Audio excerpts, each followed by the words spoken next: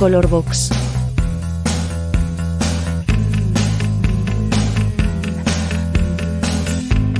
Desde Bolivia, La Paz.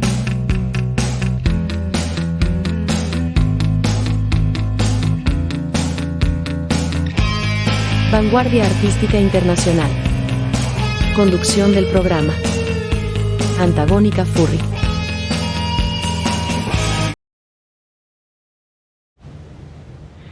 Buenas noches, soy Antagónica Furry desde La Paz, Bolivia, transmitiendo para Vanguardia Artística Internacional. Este mes de junio tenemos a artistas del hermano país de Perú. Nuestra siguiente artista para empezar este mes de junio es Angie Bonino. Sobre nuestra artista invitada, es multidisciplinaria que utiliza el video, el performance, la instalación, el internet, la pintura, fotografía, realidad virtual aumentada, dibujo, poesía, narrativa, sonido y música. Angie formó parte del movimiento pionero del videoarte y del arte con nuevos medios en el Perú en los años 90. Estudió diseño en el Instituto de Diseño Toulouse-Lautrec y FAWA, la Facultad de Arquitectura de la Universidad Nacional de Ingeniería. Es artista plástica con especialidad en pintura por la Escuela Nacional Superior Autónoma de Bellas Artes del Perú.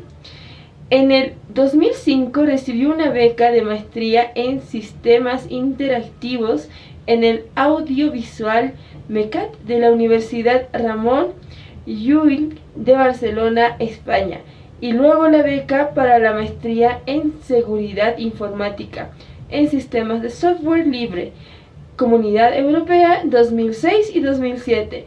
De igual manera realizó la maestría de escritura creativa en UNMSM en el 2017 y 2018.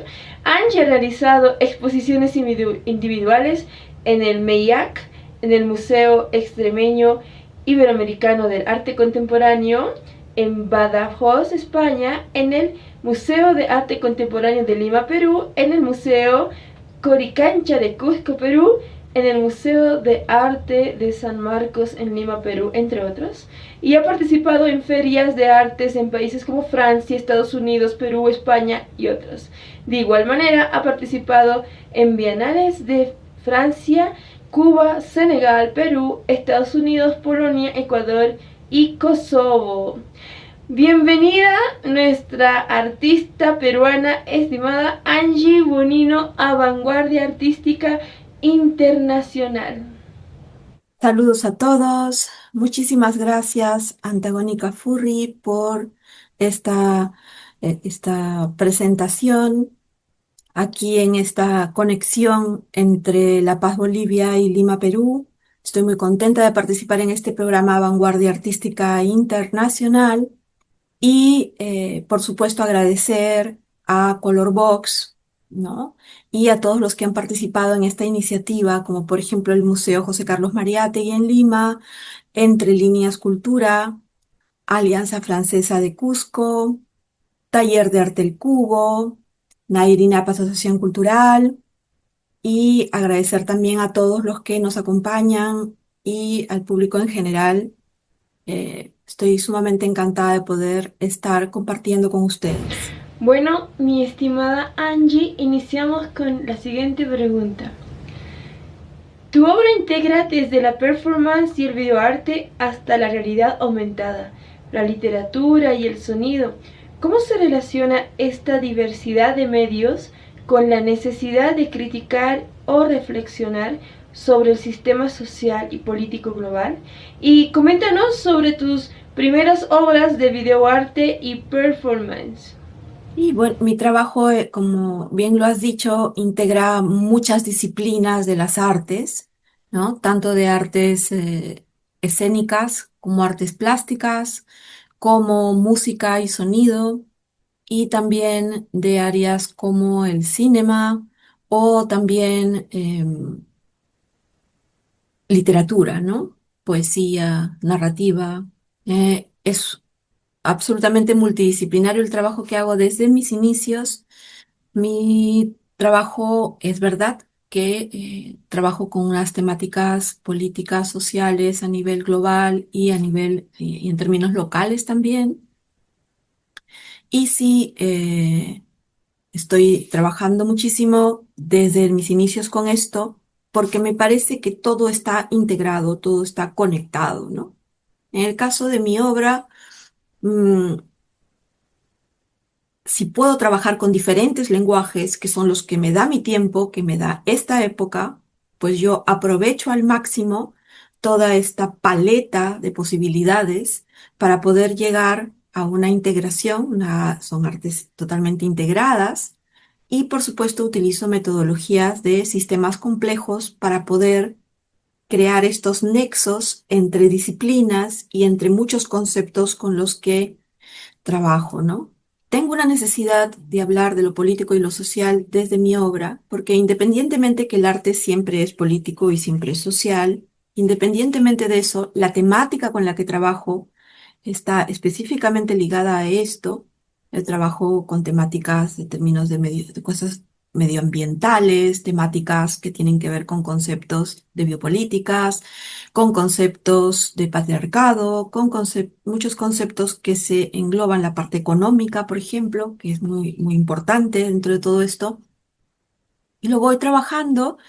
em, Porque ese tipo de temáticas abordan la realidad actual y a mí me interesa ser un artista que hable de mi época, en una época que me está hablando de todas las dimensiones, ¿no? Y todas esas dimensiones tienen que ver con lo político, lo económico y lo social definitivamente. Me interesa la humanidad, me interesa mi planeta y eso hace que mis temáticas estén enfocadas a lo que yo pueda expresar a través de todo lo que yo voy captando, voy asimilando.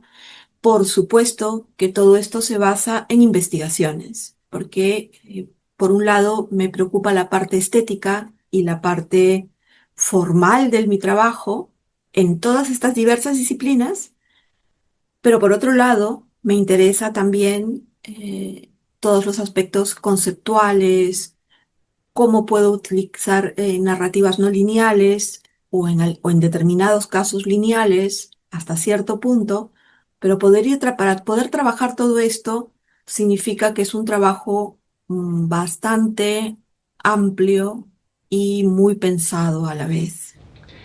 Angie, tus proyectos como Máquinas Asesinas y Ríos Negros de la Red abordan la violencia institucional y digital. ¿Cuál es tu proceso de investigación para transformar temas tan complejos en experiencias artísticas que interpelen al espectador? Bueno, respecto a los proyectos tanto de Ríos Negros de la Red, que Ríos Negros de la Red es un proyecto que habla acerca del bullying y del aniquilamiento social a través del odio en Internet, a través de las redes sociales, cómo es que se va haciendo un aniquilamiento social a la persona a la que se dirigen y esto se va a ver agudizado con todos los sistemas de inteligencia artificial actuales, con los fakes que se van a poder hacer, se va a poder hacer difamación, pero esto se ve en todos los niveles, se ve en niveles escolares, hay niños se han suicidado por el bullying a través de las redes de Internet, por las difamaciones o por información no contextualizada. Y en el caso de estos odiadores, también se ve en términos profesionales, en adultos, en todo, en la política, en la sociedad. Entonces, claro, es un sistema de violencia que está además normalizado porque estamos acostumbrados a ver estos mensajes de odio en Internet, en términos virtuales. Y en el caso de Máquinas Asesinas, habla acerca de un sistema, porque Máquinas Asesinas habla del sistema en el que vivimos, todo este sistema económico, político, social, en el que existen unos factores en los cuales los grupos de poder pueden ejercer el biopoder, que es con los medios, además, con el uso de medios, poder um, realizar desde guerras, genocidios, manipulación de la población, en términos tanto locales como globales, que como siempre digo que es algo que a mí me interesa, lo global y lo local. Y otra de las cosas que planteo, bueno, en el caso de Máquinas Asesinas trabajo con Santiago Arcila, que es un filósofo colombiano, que él trabaja acerca de la máquina homicida. Habla de la máquina como si fuera una máquina, pero por el hecho de ser un sistema, ¿no? Y cómo está articulado ese sistema y cuáles son las estrategias y logística que se emplean para poder llevar a cabo toda todo ese ejercicio biopolítico del poder, ¿no? Y entonces, y en el caso de máquinas asesinas está asociado actualmente a lo que tiene que ver con Gaza, por ejemplo, o con lo que tiene que ver con la violencia en las manifestaciones, la violencia extrema en las manifestaciones que terminó con muertos como consecuencia. Entonces, y en el caso de Gaza, todo lo que estamos viendo, todo lo que implica este genocidio que estamos viendo a través de la ocupación de Israel, es una masacre a sociedad civil que no tiene cómo defenderse, porque no tienen armas ni nada, esa población está sufriendo un aniquilamiento progresivo, ¿no? Y nos están convirtiendo a todos todo el tiempo a través de las redes en cómplices de este tipo de sistemas de violencia que se normalizan, ¿no? Entonces, a mí mi preocupación y mis procesos siempre empiezan por la preocupación en la humanidad de este tiempo. Y luego de eso empiezo a través de esas preocupaciones a poder engarzar y poder articular, ¿no? Métodos para poder esas investigaciones llevarlas a salas, instalaciones, trabajos con artes electrónicas, nuevos medios, trabajos con artes plásticas. Por supuesto, siempre están articulados unos con otros, porque trabajo en conjunto, son trabajos en donde, por ejemplo, en Ríos Negros de la Red utilizaba una serie de como ríos y habían unos códigos QR. Los ríos estaban pintados manualmente con pintura negra y cortados manualmente además, y con eso llenaba espacios enteros que incluso se conectaban con otros espacios como grandes instalaciones inmersivas en donde la gente podía con sus celulares, podía estar a través de esos códigos QR, poder conectarse con vídeos y plataformas que yo había creado en redes, en internet para este proyecto, justamente en donde se veía todos los niveles de bullying que hay, ¿no? A niveles raciales, eh, a niveles sociológicos, ¿no? Por cuestiones, por ejemplo, em, desde cuestiones xenofóbicas, homofóbicas, en todos los niveles de este tipo de ataques de odio que hacen estos haters por internet y que nosotros los vemos cada día, ¿no? Y entonces la gente entraba a estos espacios inmersivos y podía con sus celulares llegar a toda esa información de videos y de post. En ese caso utilicen mucho meme, toda la estética del meme, porque claro, normalmente me interesa asociar en mis procesos, en mi obra, que el material, el medio que yo utilice esté implicado también en la coherencia entre los conceptos con el medio.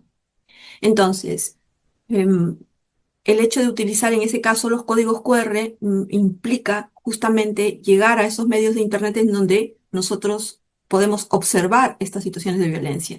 En el caso de máquinas asesinas, son dibujos hechos a mano de máquinas que voy diseñando, que me baso en máquinas existentes, pero que las voy transformando a tal manera que creo que son especies de monstruos con muchos cañones, muchos estos, y los hago en diferentes formatos, porque los he hecho en grandes formatos también y también junto con códigos QR. Y estos son dibujos con plumón, ¿no? Y estos dibujos con rotulador, que le llaman en otros lados, en Perú se llama plumones, y también hago códigos QR que te llevan a vídeos y cosas así, porque todo esto se da en términos tangibles, pero también se da a niveles de lo virtual, está totalmente engarzado, ¿no?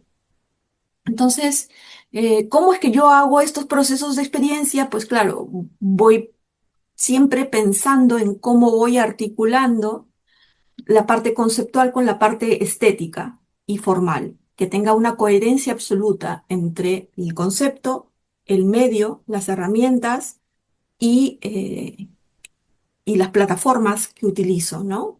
Ya sea para instalaciones, ya sea para objetos de arte, lo que sea, ¿no? El, También soy muy manual porque uso mucho el dibujo, uso pintura, y generalmente yo trabajo todos mis proyectos de manera individual.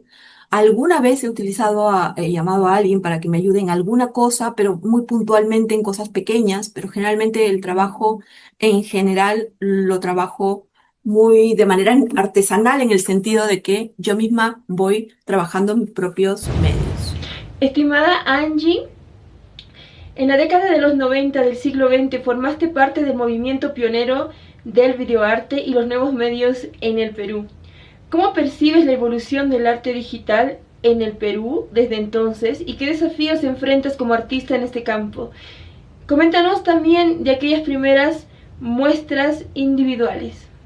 Sí, bueno, en la década de los 90 yo era la única mujer que se dedicaba a trabajar con nuevos medios, con artes electrónicas, con nuevos medios, NetArt, robótica, instalaciones, interactividad, bueno, sonido, música electrónica, que lo metían dentro de mis obras.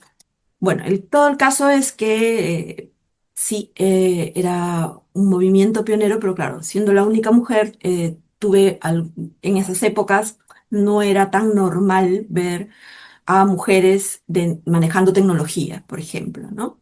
Y eso lo vi también en la parte de los estudios. Una de las maestrías que llevé en Barcelona, por ejemplo, fue una maestría que tenía que ver, que era para ingenieros electrónicos e ingenieros de sistemas, ¿no? Y yo estaba estudiando allí gracias a una beca de la Comunidad Europea y que me ayudó para poder estar allí, pero claro, todos eran hombres, o sea, yo era la única mujer en una maestría de ingenierías en Europa, ¿no? Entonces, claro, era sorprendente porque yo podía sentir algo así, por ejemplo, cuando yo me metía a la uni, yo en la época de Bellas Artes, me metía a la Universidad Nacional de Ingeniería, aprovechando que mi hermana estudiaba allí, y entonces me metía a las clases de ingeniería electrónica o de mecatrónica, después cuando se abrió mecatrónica, y me metí ahí de polizón y veía pues que la mayoría era un alto porcentaje masculino y yo estaba ahí como una cosa rara que era, ¿no? Pero esto ha pasado, esas épocas que tuve que yo pasar en donde no había mujeres y poco a poco, por lo menos en mi caso, yo he empujado, apoyado a cuanta mujer artista, porque también soy curadora a la vez de ser artista, entonces en mi punto curatorial he podido apoyar a todas las artistas mujeres que han ido saliendo y apareciendo dentro de esto, en este campo, ¿no? Y si se habla de que soy pionera, porque claro, es que en mi caso los nuevos medios, o sea, sí han habido cuestiones relacionadas de mujeres con el cinema, por ejemplo, ¿no? Cinema experimental o algo así en épocas anteriores, ¿no? Pero claro, no era pensando ni en nuevos medios, ni en arte de los nuevos medios, sino era pensando en el ámbito del cinema, ¿no? Mientras que en mi caso, o con herramientas cinematográficas, ¿no? Pero en mi caso yo trabajaba con cosas digitales y con nuevos medios específicamente hablando, ¿no? Entonces, claro, mis primeros trabajos de vídeo, mis primeros trabajos, claro, eran los primeros trabajos de una mujer que se dedicaba a eso y que hacía eso, ¿no? Entonces, y que hacía esas exploraciones con artes electrónicas. Entonces, complicado por ser mujer, sí, en todos los sentidos. Siempre ha sido complicado, ahora es mucho menos, por supuesto, no digo que ya haya cambiado todo. Otra de las complicaciones que habían en esa época era la parte de lo que es conseguir equipos, ¿no? Porque conseguir equipos acá ahora mismo en estas épocas, generalmente una galería de arte por ahí, siempre van a tener por ahí, pueden tener un proyector de vídeo o algo así. Lo que yo no quería hacer unas instalaciones con 4 o 5 proyectores, me iba a una bienal en Francia donde pedía 8 proyectores, me los ponían, pero yo llegaba acá a Lima y, y faltaban proyectores, tenía que buscármelas y conseguir, era una gestión increíble para poder conseguir varios proyectores en un espacio, por ejemplo, ¿no? Y esto yo pensé siempre pensando a futuro, yo siempre pensé que todo esto iba a ser, que si bien es cierto, en esas épocas de los 90 no se entendía bien lo que eran los nuevos medios en el arte, las artes con tecnologías, pensaba, no, pero en un futuro tenés que resistir porque en un futuro todo esto va a ser lo que se haga y va a ser común ver gente haciendo arte contemporáneo con tecnologías, ¿no? Entonces, y hay que apoyar a todos los que lo hagan también, ¿no? En Perú, por ejemplo, dirijo una Bienal de Nuevos Medios, que la hice muchos años en Barcelona y en Berlín, en las épocas en que estudié allá y vivía allá. Y después, cuando he venido a vivir a Perú, pues la estoy replicando acá, estoy haciendo también esta Bienal de Nuevos Medios para apoyar a toda esa gente que no se trata de avanzar solo. En mi vida, yo siempre he pensado que al espacio que tú entres, al espacio que tú logres, alcanzar, proponer, que puedan ir otros también, ¿no? Y abrir paso a los demás. Y sobre todo a las futuras generaciones, porque todo lo que nosotros hacemos ahora, siendo conscientes, va a ser las puertas dimensionales hacia las generaciones que vengan, ¿no? Por eso es tan importante que todo lo que construyamos desde hoy lo pensemos mirando en los demás, ¿no?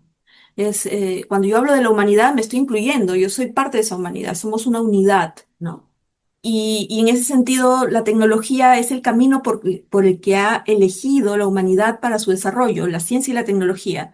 Y si ese es el camino, pues tiene que haber una humanidad que ponga la línea, ¿no?, de conciencia dentro de esa tecnología. Sabemos a lo que nos puede llevar la tecnología sin esa humanidad. Lo hemos visto con las bombas atómicas, lo hemos visto con tantas eh, tecnologías que se nos han ido de las manos y que han producido catástrofes mundiales. Entonces nosotros con esas tecnologías, y la mayoría de tecnología que se produce en el mundo está yendo hacia farmacéuticas, empresas farmacéuticas transnacionales y también a lo que es investigación para guerra o para exomigración, ¿no? En el caso de los que quieren ir a Marte y todo esto, empresas transnacionales que quieren ir a Marte. Entonces, tenemos que implicarnos, por lo menos en mi caso, yo lo veo así en mi trabajo, en todo esto, ¿no? Mis primeras exposiciones individuales han sido, justamente, han tratado de todo esto, artes plásticas, nuevos medios, arte con tecnología, la sociedad de mi tiempo y pensar en el presente para poder diseñar y construir el futuro entre todos nosotros, ¿no? Un poquito apoyar en algo, aportar algo. Estimada Angie, participas regularmente en bienales internacionales como las de La Habana, Cuba, Dakar, Senegal, entre otras, y próximamente en la Trienal de Nueva York.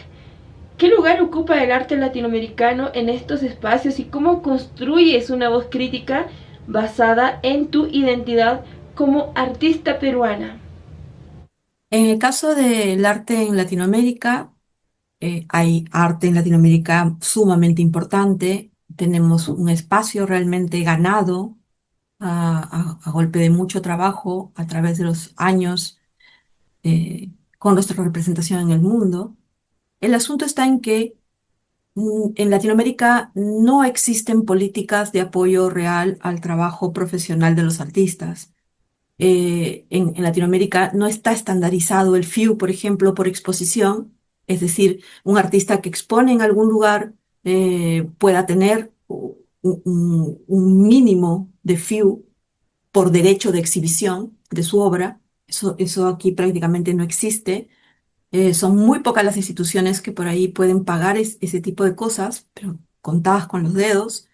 Y que no es lo mismo que pasa en Europa, por ejemplo, ¿no? O los países nórdicos. En Suecia, por ejemplo, un artista, hay una cantidad de dinero fijada por el gobierno, legalmente fijada, en donde esos artistas cada vez que exponen tienen que recibir una cantidad de estipendio por su obra, pero además es una buena cantidad de estipendio para poder ellos solventar su trabajo profesional, además de que puedan vender o no, porque sabemos perfectamente que lo de las ventas es algo que es irregular, no es una constante de seguridad de recibir ingresos en ninguna parte del mundo. Entonces, lo que sí vemos es esa problemática, ¿no? Entonces, es una problemática económica, ¿no? En donde yo estoy participando en varias bienales, es verdad, estoy en 7 bienales este año, una en Bienal de Valparaíso con Museo Arte del Límite, que es de Bienal Nómade, la otra que es la Bienal Sur con Bienal de Valparaíso, que viene ahora en julio.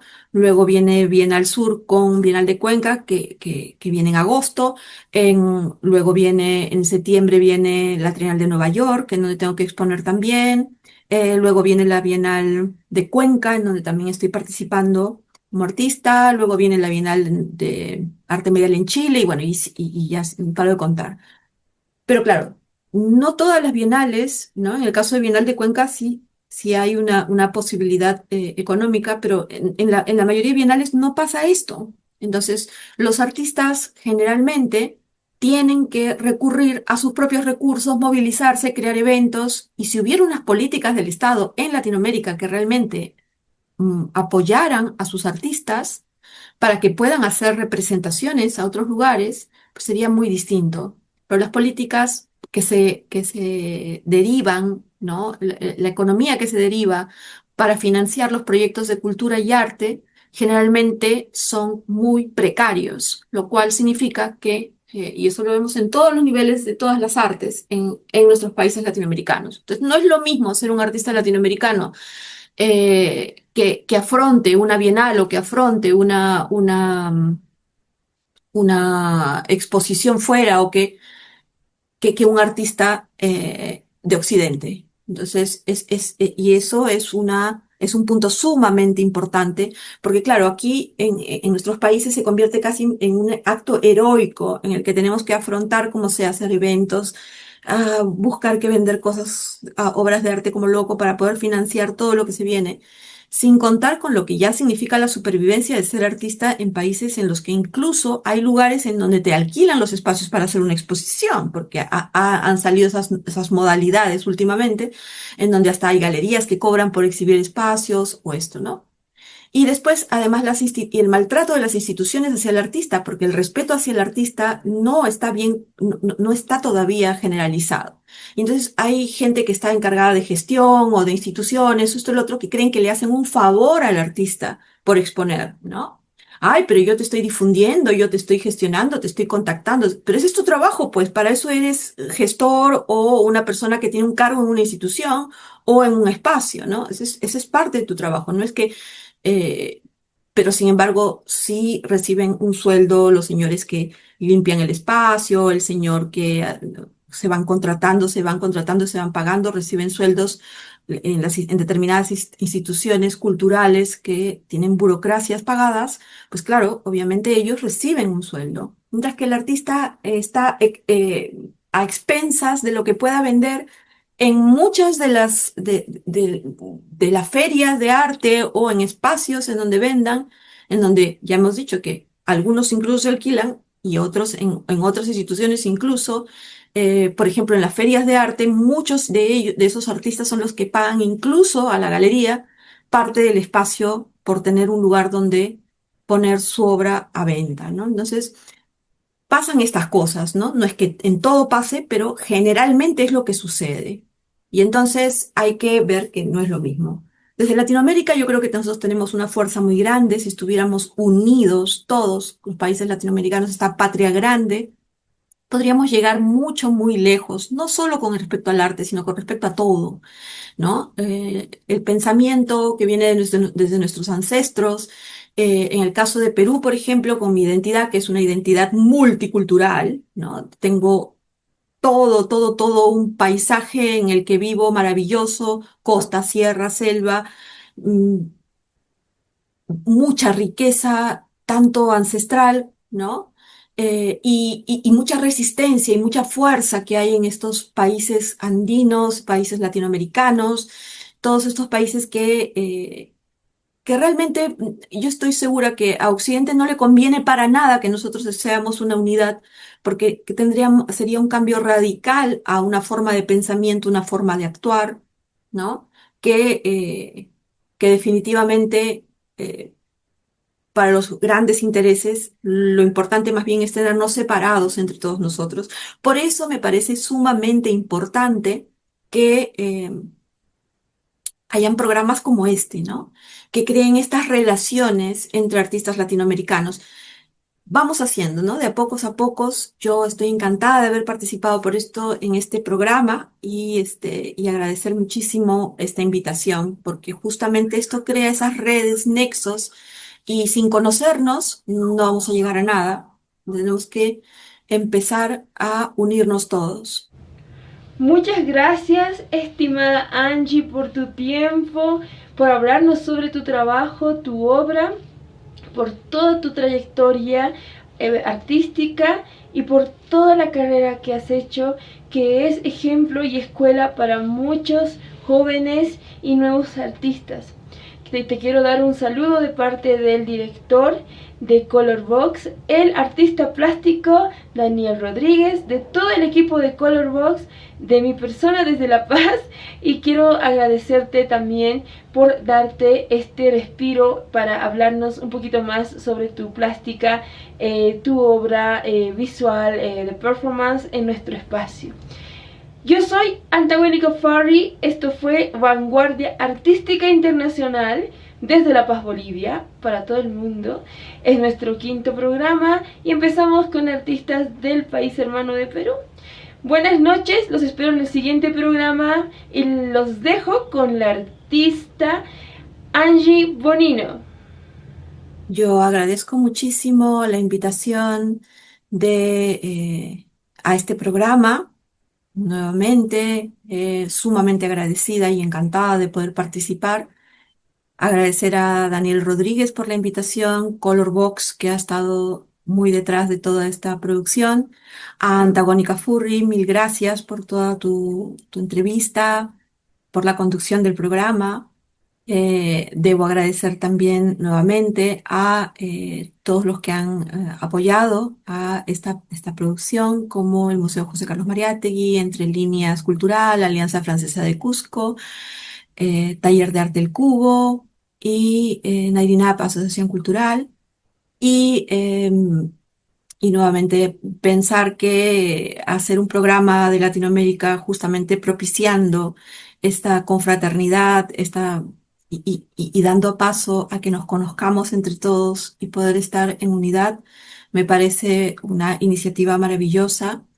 Así que nada, me despido felicitándolos y agradeciendo también al público por estar presente y escuchar estas entrevistas.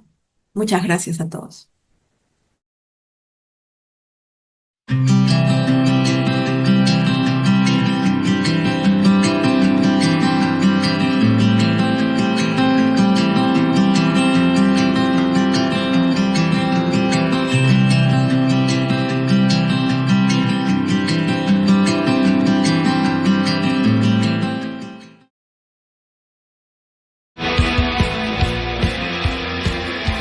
Colorbox. Vanguardia Artística Internacional.